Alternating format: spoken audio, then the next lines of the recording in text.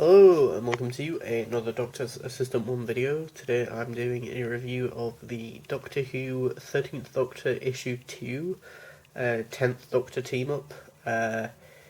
I would, at this point, probably just love to get this as a graphic novel because I think I had Issue 1. And then this is obviously issue 2. The novelty being that if you look there, it's in dollars down here, and that's because I got this issue specifically over in Canada when I went over there. So yeah, I mean I mainly picked this up because I love the cover. Obviously, you've got Jodie, the 13th Doctor, in a Tom Baker scarf over a usual costume, a fez like 11, and then the 10th Doctor's 3D glasses. But you've got, McCoy represented, Peter, 9th Doctor, 7th Doctor thing with the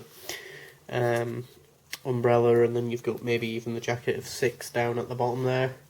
You've got Doctor Who and the logo looking very nice there. BBC, the 13th Doctor, but the 10th Doctor team up. This was sort of where that sort of, depending on who you were, that sort of, well, I don't know if fatigue is the right word, but like that weird like interjection of the 10th Doctor into everything that Jodie was doing was kind of happening, which was kind of weird.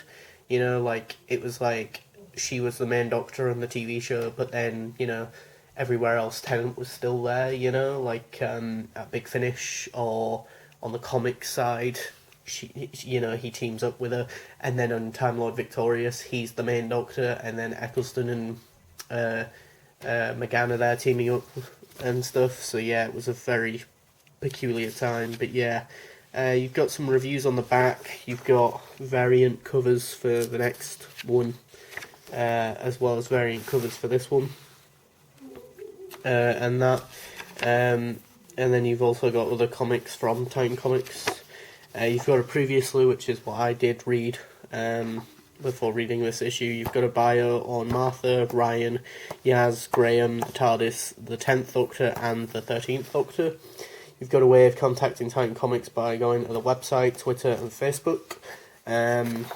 All the usual stuff. On that front, you've got the writer, artist, colorist, and maybe even letterist, I think, there.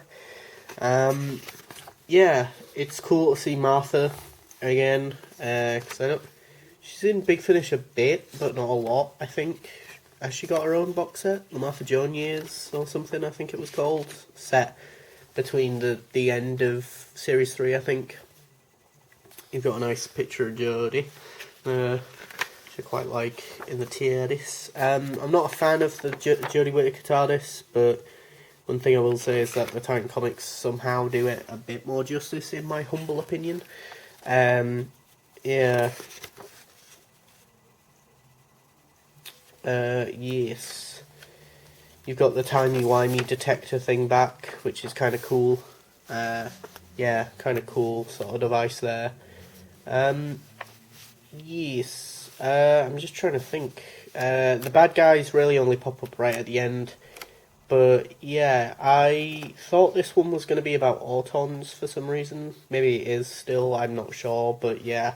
Yeah, I mean, I've heard good things about the 13th Doctor comics overall. I think people say that, she's better written in the comics and stuff. Jodie Houser does a really good job of writing her, or writing for 13. And part of me wonders if it is literally just because, obviously, Jodie Houser is a female writer, presumably.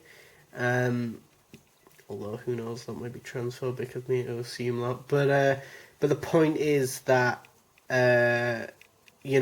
like, having female people behind the scenes writing for the first female Doctor couldn't have hurt, and weirdly, on the show, we had that very rarely. I think we had, 3 female writers, I think, during the Jodie Whittaker eras, or eras, I was going to say series is what I meant to say.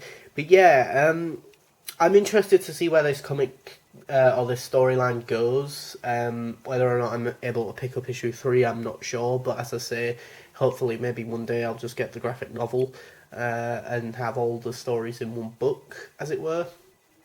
And as I say, mainly picked this one up for the novelty of the cover, and that because I do like the cover quite a bit, and it'd be kind of cool too if I were ever to go to a convention. I don't know if any of these people go to the convention circuits and that, but like get this issue signed or something.